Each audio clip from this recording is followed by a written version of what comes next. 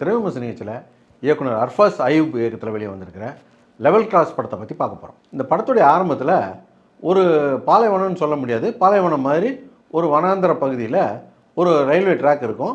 அதில் ஒரு level cross இருக்கும். அந்த லெவல் கிராஸில் ஒரு கேட்மேனாக படத்துடைய ஹீரோ ஆசிஃப் அலி இருப்பார். அந்த ட்ராக்கில் எப்போயாவது ஒரு ட்ரெயின் தான் வரும். அந்த ட்ரெயின் வரும்போது அவர் பார்த்துக்கிட்டு நின்றுக்கிட்டு இருப்பார். கேட்டை க்ளோஸ் பண்ணிவிட்டு அவருக்கு ட்ரெயின்லேருந்து ஏதோ விழுந்த மாதிரி ஒரு எண்ணம் வரும். அப்போது ட்ரெயின் வந்த பாதையில் அவர் நடந்து போய் பார்ப்பார். பார்த்தா ஹீரோயின் அமலா பால் விழுந்து கிடப்பாங்க, மயங்கி கிடப்பாங்க. அவங்கள கொண்டு வந்து அவர் ரூமில் படுக்க வச்சு அவங்கள மயக்கம் தெளிக்க வச்சுட்டு என்ன ஆச்சு அப்படின்னு கேட்பார். அவங்க சொல்லுவாங்க, ட்ரெயினில் நான் கேட்டில் நின்று இருந்த கதவில் அங்கே 2 பேர் சண்டை போட்டுட்டு இருந்தானுங்க, அந்த சண்டையில் நான் கீழே விழுந்துட்டேன் அப்படின்னு முதல்ல சொல்லுவாங்க. கொஞ்ச நேரம் கழித்து நான் கீழே விழல, நானே தான் குதித்தேன், என் புருஷன்கிட்ட இருந்து தப்பிக்கிறதுக்காக நான் குதித்தேன், அவங்க கூட இருந்தால் நான் செத்தே போயிருப்பேன், அவன் ஒரு சைக்கோ அப்படின்னு சொல்லிட்டு சொல்கிறாங்க. அதுக்கப்புறம் இந்த புருஷனை பற்றி பேசுனதுக்கப்புறம் கதை ஒரு லெவலுக்கு விரிவடைஞ்ச கதை எங்கே போய் முடியுது அப்படிங்கிறத இந்த படத்துடைய கதை. இந்த படம் ஏதோ ஆரம்பிக்கும்போது ஒரு அவார்டு படம் மாதிரி தான் ஆரம்பிக்கும். ஆனால் இந்த 3 பேரை பற்றின கதையை சொல்ல கதை அடுத்தடுத்த லெவலுக்கு மாறும். டேர்ன் ட்விஸ்ட்டுன்னு சும்மா பின்னி எடுத்திருப்பாங்க. அது என்ன அப்படிங்கிறத இதுக்கு மேற்கொண்டு சொன்னால் உங்களுக்கு படம் பார்க்கும்போது ஒரு சுவாரஸ்யம் இல்லாமல் போயிடுன்றனால இதோடு நிறுத்திக்கிறேன். படம் பார்த்து நீங்கள் தெரிஞ்சுக்கங்க. வெறும் 3 பேரை வச்சுக்கிட்டு படத்தை பார்க்கும்போது நமக்கு எங்கேயுமே போர் அடிக்காமல் ஃபோனை எடுத்து நோண்ட விடாமல் இந்த படத்தை கிரிப்பாக வச்சுருந்ததுக்கு இந்த படத்துடைய ஸ்கிரிப்ட் மட்டும் இல்லை, மேக்கிங்கையும் சொல்லணும். அந்தளவுக்கு பிரமாதமாக பண்ணியிருந்தாங்க.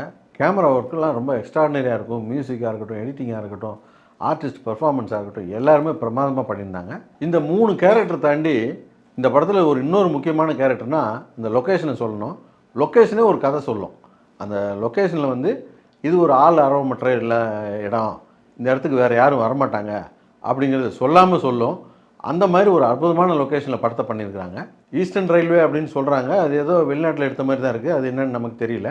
இருந்தாலும் ரொம்ப அற்புதமான ஒரு லொக்கேஷன். ராயன் படம் பார்த்துட்டு உடம்பு வலி தலைவலியெல்லாம் தாங்க முடியாமல் உட்காந்துருந்தோம். ஈவினிங் தான் இந்த படத்தை பார்த்தோம். நாங்கள் பார்க்க போன ஷோலே கவுண்டரில் நிறைய பேர் இந்த படத்துக்கு டிக்கெட் கேட்டாங்க. படத்துக்கு சப்டைட்டில் இருக்கான்னு கேட்டாங்க. சப்டைட்டில் இல்லைன்னு சொல்லிவிட்டு கவுண்டரில் இருக்கவங்க சொல்லி அனுப்பிட்டாங்க. ஆனால் படத்தை போய் பார்த்தா படத்தில் இங்கிலீஷ் சப்டைட்டில் இருக்குது. இப்போது தமிழ்நாடு முழுக்க மலையாள படம் பார்க்குறதுக்கு ஆடியன்ஸ் அதிகமாக உருவாயிட்டாங்க. அவங்க எல்லாருமே சப்டைட்டிலோடு பார்க்கணுன்னு நினைப்பாங்க. அதனால் மலையாள படங்களை எங்கே ரிலீஸ் பண்ணாலும் சப்டைட்டிலோடு ரிலீஸ் பண்ணுங்கள். அதுக்கு ஒரு பெரிய கூட்டமே இருக்குது. முடிஞ்சால் தமிழில் சப்டைட்டில் போட்டால் அது இன்னும் நல்ல ஒரு ரீச் இருக்கும். அவ்வளோ பெரிய ஆடியன்ஸை இழக்காமல் சப்டைட்டிலோடு போட்டிங்கன்னா நல்லாயிருக்கும். மொத்தத்தில் இந்த படம் எப்படி இருக்குது அப்படின்னு கேட்டிங்கன்னா, சினிமா அப்படிங்கிறது ஒரு விஷுவல் மீடியம். இதில் விஷுவலாக சொல்ல வேண்டிய விஷயங்களை விஷுவலாகவும், டயலாகில் கன்வே பண்ண வேண்டிய விஷயங்களை டயலாக்லேயும் குழப்பம் இல்லாமல் தெளிவாக கன்வே பண்ணியிருப்பாங்க. இந்த படத்தை நாங்கள் கூட இது ஒரு ஆர்ட் ஃபிலிமாக இருக்கும் அப்படின்னு நினச்சி தான் போனோம். இது ஒரு அற்புதமான வித்தியாசமான ஒரு த்ரில்லர் படம். நீங்கள் இந்த படத்தை பார்த்தீங்கன்னா கூட ஒரு நிமிஷம் கூட திரையிலேருந்து கண்ணை எடுக்க முடியாது. ஃபோன் எடுத்து நோண்டுற வேலையெல்லாம் இருக்காது.